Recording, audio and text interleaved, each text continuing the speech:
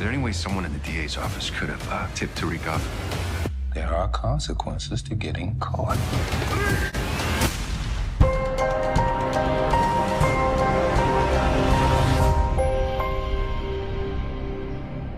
What's up, YouTube? It's your boy Mark Dark, and I'm back with another video. If you're new, if you love power, go ahead and hit that subscribe button, like the video, and leave your theories, comments, everything down below. Now today we'll be talking about Power Book 2 Go Season 3, Episode 7. This is the recap. Now I'm going to try my best to focus on all the key points.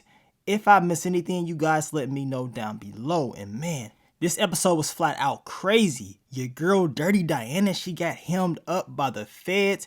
We knew that was coming. We knew eventually, once they had her on that video, they was going to make their move on her. And we're going to see just how tough Diana is. Now, I think she's going to hold her ground. She should be okay or whatever. But man, we already know they're going to put that pressure on her in the next episode.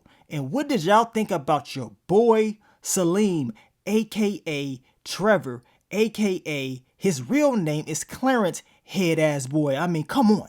This dude really had that poem and thought pouring his heart out to Diana on stage is going to be the best possible move. But she wasn't having it at all, and I was happy as hell. When she exposed that boy, she pulled out those pictures.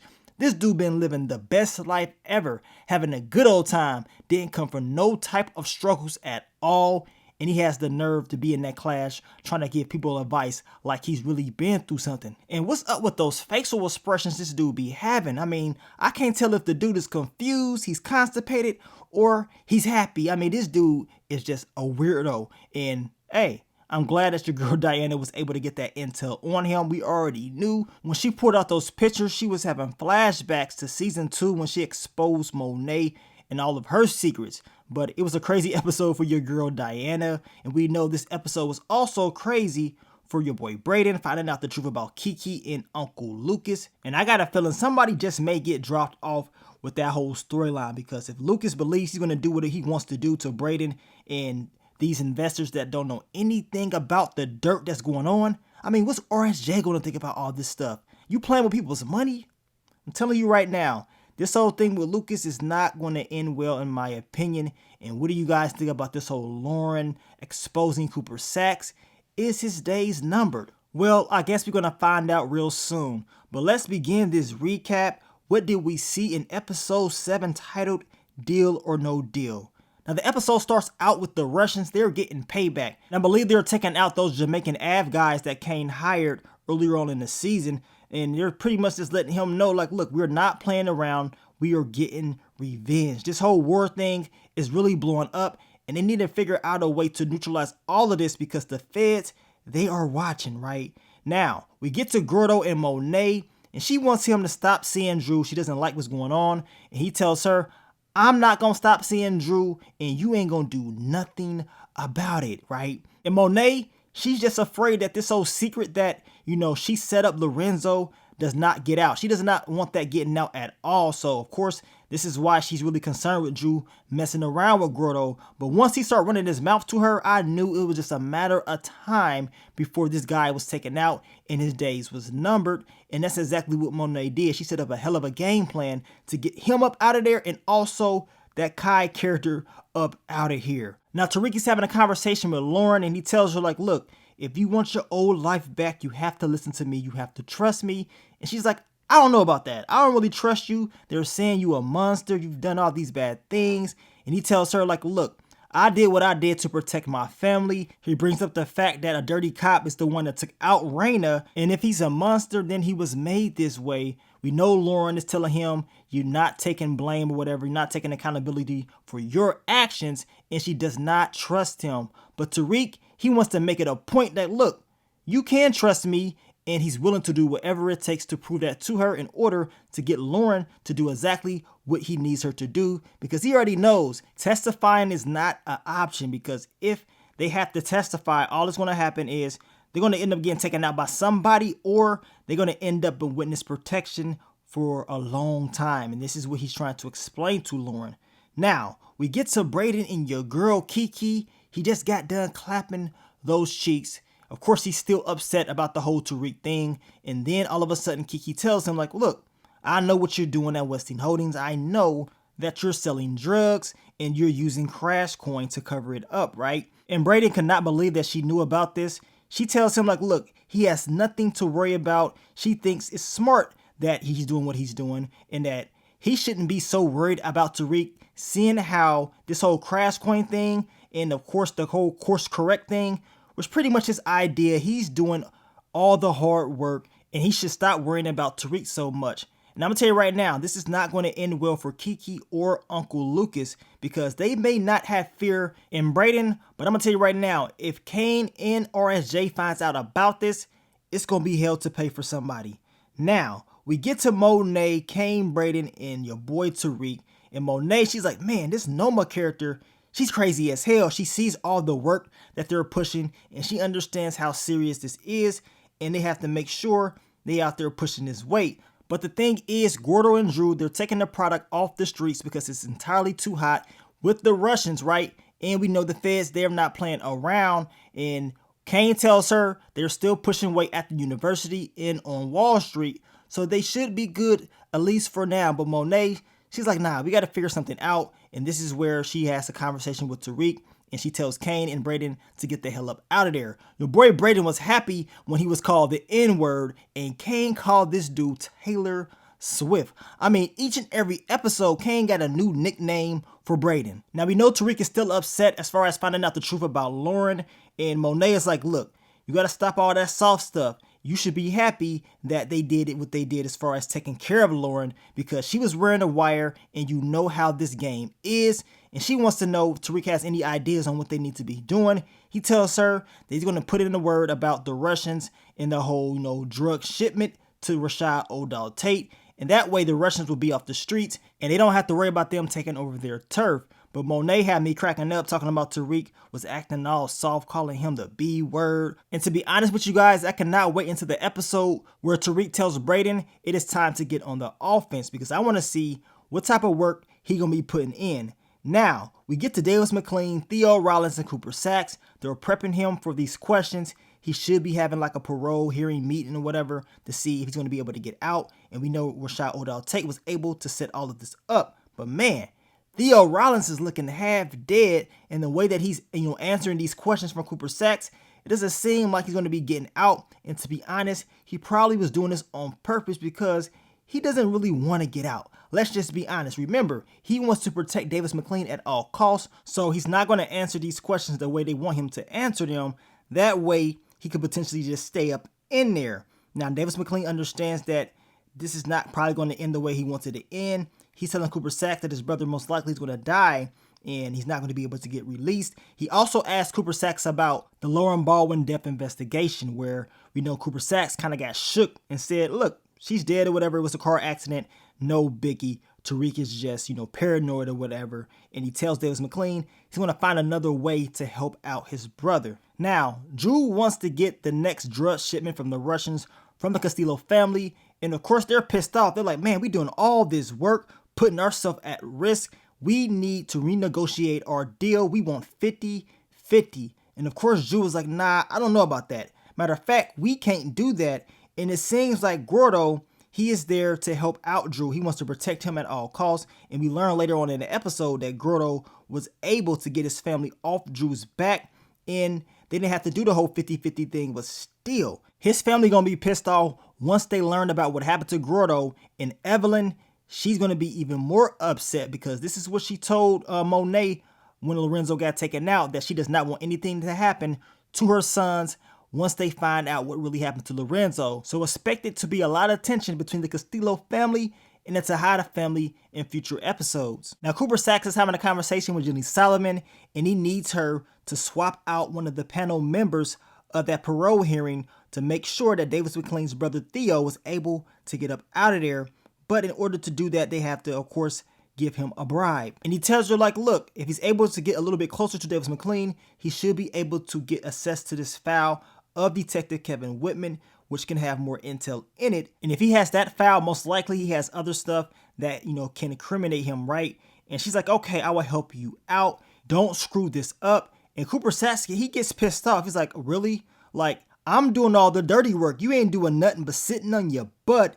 And you had the audacity to lie to me. You lied to my face. And that "you lied to me" quote has been used so much throughout the entire series of Power. We've been seeing it, time and time again. So when he said that, I knew he wasn't playing around and he was serious. And he tells her, if you lie to me, if I catch you trying to screw me over again, then I'm going to burn you. So this is the Cooper Stacks that I've been talking about. He's not going to go down the way she thinks he's going to go down. But I still got that funny feeling all of this is going to yield some deadly consequences and is not going to end well for your boy Cooper Stacks. Now, he does tell Jenny Sullivan, is there anybody in the DA's office that could have tipped Tariq off? Because it seems like he knows some information. And we know that person that's giving him that intel is not only Lauren, but also Rashad Tate. And then we see Tariq meet up with Rashad Tate to tell him about, the Russians. And this could save his, poll numbers and help him out if he was to tell his law enforcement friends about this whole drug shipment, which Rashad Oldall Tate ended up agreeing to do.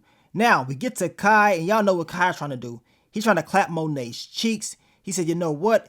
I got to get up in that. Now, Monet wants his help as far as taking down the Russians, but he's like, look, the feds, they're on his case, so, they're going to have to wait on that. Drew is pissed off, like, really? You told me that I need to get revenge and I shouldn't be sitting back as far as what happened to Lorenzo. So, of course, they get into an argument. Monet has to break it up. And she tells Kai, like, look, we're going to meet up later or whatever. Y'all know what time it is and what he's trying to do. And Monet tells Drew, like, look, don't mess this up. We need this ally to take out the Russians. Like, are you crazy? Drew don't trust him at all. Now, Drew tells Monet about the whole 50-50 deal about the Castillo family and that he doesn't even know if they are going to be even working with them. But she also tells him to make sure that, him and Gordo are cool or whatever. She understands that Gordo is with and just make sure he looks out for Gordo, not necessarily his family. Now, we get to Busandria. She's performing. We know light-skinned Keisha, she be putting in that work.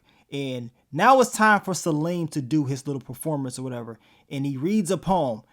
I don't know what the hell this dude was talking about. Nobody gives a damn about this whack poem. It was dedicated to Diana. She don't give a damn about this at all. She's still pissed off at him for being, very disrespectful in last week's episode at Lorenzo's repast. And Diana is telling him that she's not one of his groupies. She ain't going down for it. And he's telling her, like, look, he wants some respect for doing that poem or whatever. And I'm looking at this dude like, really? Like, come on. You old E.T. in the face looking boy. Talking about you want some respect. Really? You ain't getting no respect. And then gonna tell her it must be true. I heard you was messing around with Tariq.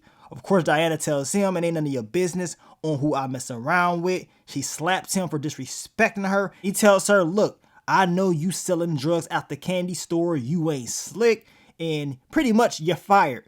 You can go ahead and pack up your stuff. You ain't working here no more. Talking about he gonna be happy to watch her squirm when everything goes down. Like, really? I mean, this dude is preying on her downfall. I don't call him Trevor. I call this dude Clarence because that's exactly who he is. I mean, this dude went to private school. He had a good old life. I mean, look at him. This dude just may be on those rocks. Now, I ain't saying he a crackhead. He just look very crack-ish. Now, Tariq meets up with Effie. He wants to get that picture of Noma and her kid because he wants to get them out of, under Noma's control.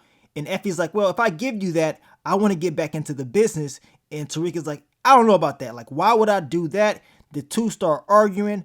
Effie calls this dude weak. And they just go back and forth. Tariq calls her damaged and that he probably should have never messed with her in the first place, right?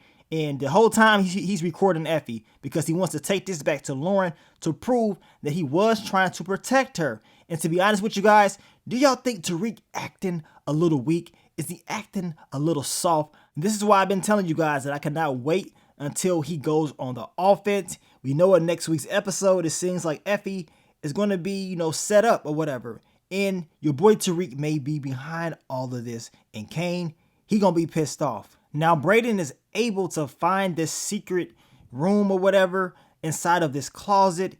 And he ends up going inside of the room and he understands that Uncle Lucas Westing Holdings, it ain't what he thought it was. And we know he gets intel that this whole company is running a Ponzi scheme and he's going to be pissed off, especially once he realizes that Kiki was a part of this whole game plan the whole time.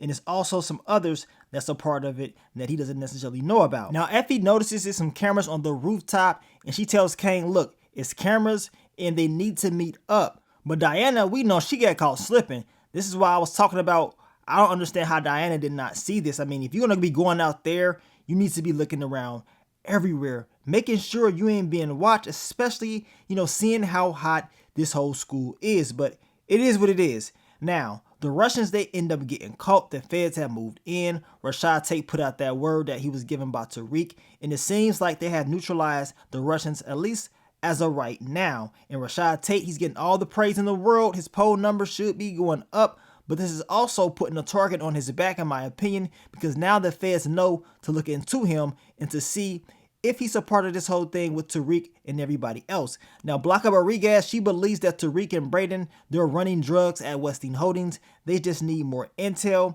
And of course, they're talking about Diana and what they have on her as far as being on that video. We see Angela's, nephew, he is there, and he's going to be helping out as far as getting more evidence on all of them. Now, Effie, she meets up with Kane, and Kane, he gives her some product, but it's not a lot because we know Monet, she pulled product off the streets and she put it in other places as far as universities and of course Wall Street. And Effie's pissed off, like, that's it, tuition is due, she needs that money. Kane's like, look, I'm just going to give you cash, how much you need?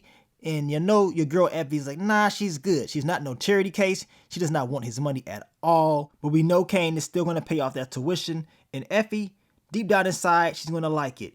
Now, we get to the class discussion. We already know it's about deal or no deal. And it seemed like it's some tension in the classroom. Salim, he is putting a lot of hate towards Diana. And we know your girl Effie, she is putting a lot of hate towards your boy Tariq. So these are the characters that we see have issues throughout this entire episode. Now, Diana and Monet, they have a conversation. We know she is having issues with Salim, and Monet, she wants to handle this dude. But Diana's like, look, I get it. You don't worry about it. I'm just like you. I'm not going to forget what you taught me. And she wasn't lying, because Diana definitely handled Salim, and it seemed like they wanted to give us like a mother and daughter moment, especially since Diana and Monet have not had the best season. But it makes it a little bit more sadder for Monet seeing her daughter hemmed up by the end of the episode by the feds. Now, we get to Cooper Saxe. He's telling Davis McLean that they're going to bribe this guy in order to help his brother end up getting out.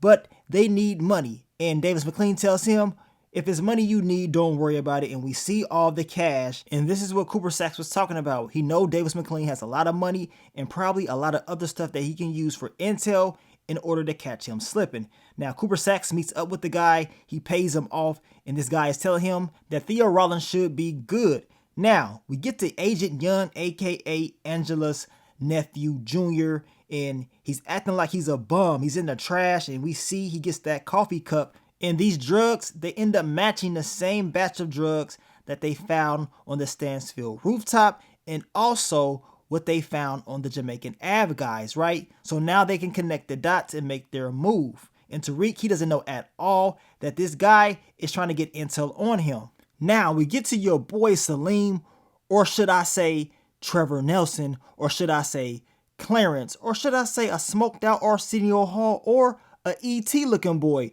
Your girl, Dirty Diana, she has moved in a similar way we seen her move. She's pulled out that draw 4 and she's up out of here. She ain't playing around with this dude. Look at his pictures. You know what I'm saying? This dude went to a private school. His parents, they adopted him, and they support Donald Trump. I mean, look at this guy. Look at these pictures. He looked like a dude that ride horses. I mean, look at him. I mean, this dude is a goofball. Now, after she exposes him, he throws the pictures off the table like it's no big deal.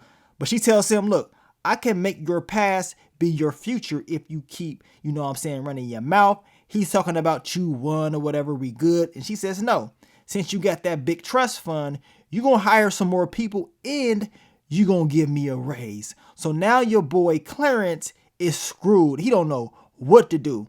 But if I'm Diana, you need to continue to watch this dude, because he cannot be trusted.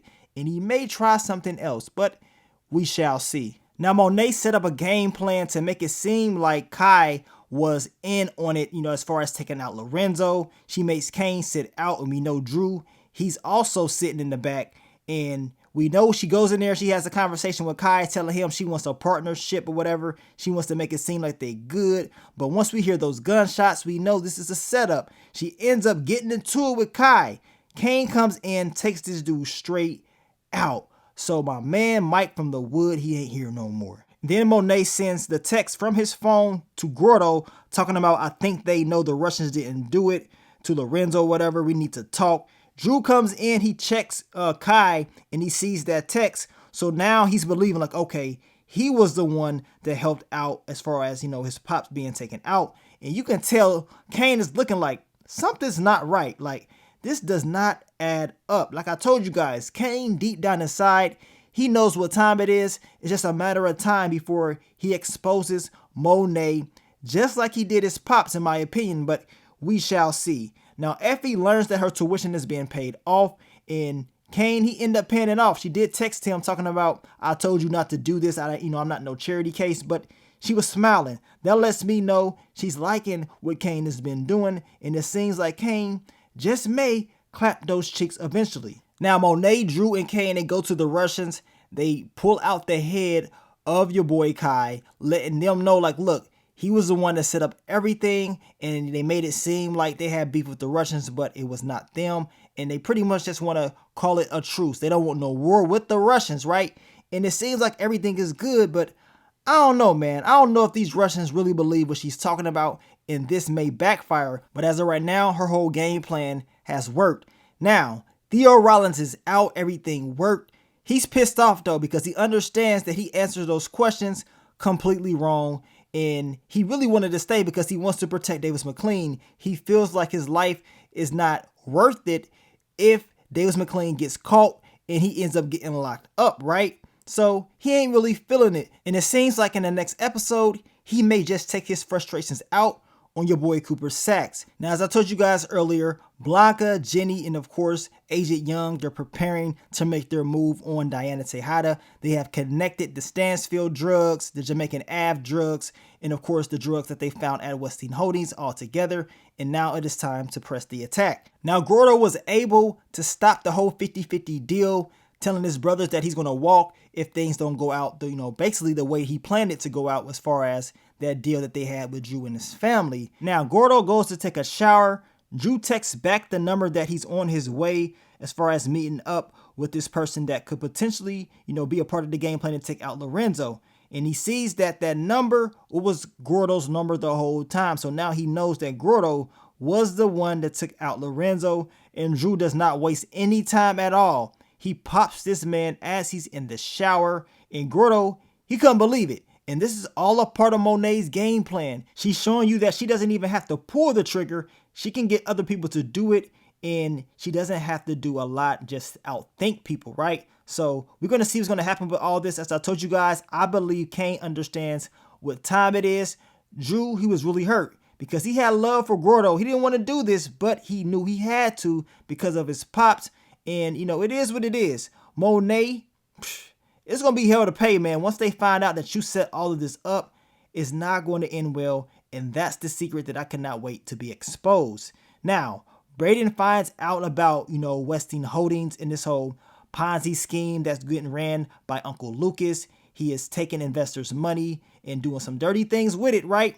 And I'm going to tell you right now, when RSJ and, of course, Kane Tejada finds out about what's really going on, they're going to be pissed off. Of course, Brayden finds out that Kiki's a part of the whole game plan as well. And he pretty much makes threats to Brayden, talking about if anybody finds out, your family, they're done for. And my celly's going to be better than yours. Like, okay, you running your mouth. You got a lot to say, but we going to see when that pressure is put on you, just how much you're going to be talking. But as I told you guys, in the Lucas Westin character description, it pretty much tells us that he's dirty. So this is how I already knew he's going to be up to something this season. He pretty much put those hints out there earlier on in the season when he was telling Brayden that he pretty much admired the whole course correct thing, right? So them selling drugs there, he don't give a damn. He's cool with it. This is what he really wanted all along. Now, we get to Lauren. They have to move her to a new location. She's at risk, and we know she's about to go to the next step of this whole investigation. Now, Tariq was able to get this DEA badge so easy. I mean, this dude didn't give a damn. Tariq pulled out that money and old boy was like, say less. Now he was able to do this, go in and meet up with Lauren. He told her they need to meet in private so he can pretty much gain her trust. He plays the audio of Effie pretty much saying that she took out Lauren or whatever and Tariq defending her. So now she's putting a little bit more trust in Tariq and she says she's going to buy him a little bit more time. Tariq is like, man, how didn't Sack see this coming? Lauren tells him he did. You know what I'm saying? He is the mole. He's working with the Fed. So y'all know Tariq is pissed off. And I'm expecting Cooper Saxe to have a hell of an episode next week. Now, we get to the end of the episode and we have another Tejada dinner. And we already know something is about to go down. Now, the feds, they end up coming up in there and they arrest your girl Diana with possession of an illegal narcotic with intent to distribute. So they got her on video. It ain't looking too good. And I'm expecting her to go through a whole lot of pressure in next week's episode. We know Monet told her she got her. She's going to make sure that she's out. But it's not going to be that simple. It's not going to be that easy. Will your girl Dirty Diana be able to handle that pressure? I think she will. I mean, hopefully she doesn't crack under the pressure. And I'm pretty sure Salim, he's happy as hell right now. He's like, yes, I told her this was going to happen. I was going to watch you squirm or whatever. So y'all know he geeking right now. But I want y'all to leave y'all theories, predictions. Leave it all down below. If you're a fan of Power, you already know episode 8, they always fire. So I'm expecting this to be a great episode and a lot of action and secrets once again to be revealed. And maybe Effie, she's going to be, of course, pressured by the boys as well, because we know in that promo teaser that we talked about before the season even aired about Lauren and Effie, we saw Blanca, we saw that window go down, and we saw, of course, Lauren looking at Effie. Maybe that's going to happen in this next episode, but eventually it should be happening soon. But I want to thank you guys once again for all the love, all the support, and I will catch y'all on the next one. But let me get up on out of here, man. It's your boy Mark Dark. I'm out. Peace.